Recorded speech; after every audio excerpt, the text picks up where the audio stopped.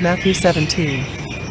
After 6 days, Jesus took with him Peter, James, and John the brother of James, and led them up a high mountain by themselves. There, he was transfigured before them.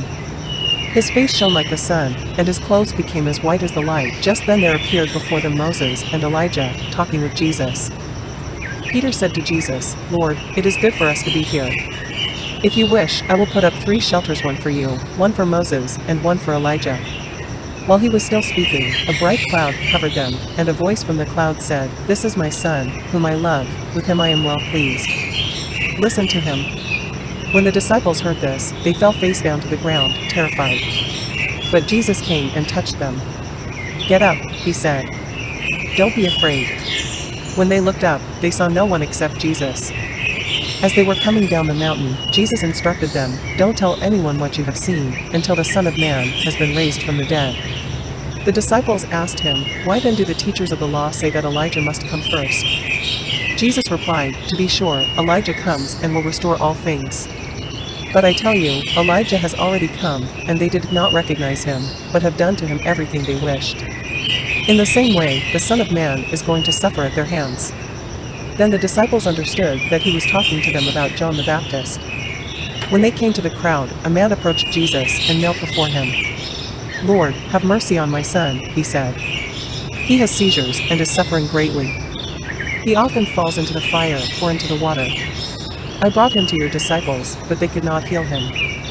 "You unbelieving and perverse generation," Jesus replied, "how long shall I stay with you? How long shall I put up with you? Bring the boy here to me." Jesus rebuked the demon, and it came out of the boy, and he was healed at that moment. Then the disciples came to Jesus in private and asked, "Why couldn't we drive it out?" He replied, "Because you have so little faith. Truly I tell you, if you have faith as small as a mustard seed, you can say to this mountain, 'Move from here to there,' and it will move. Nothing will be impossible for you."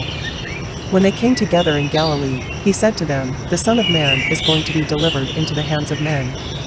They will kill him, and on the 3rd day he will be raised to life." And the disciples were filled with grief. After Jesus and his disciples arrived in Capernaum, the collectors of the 2 drachma temple tax came to Peter and asked, "Doesn't your teacher pay the temple tax?"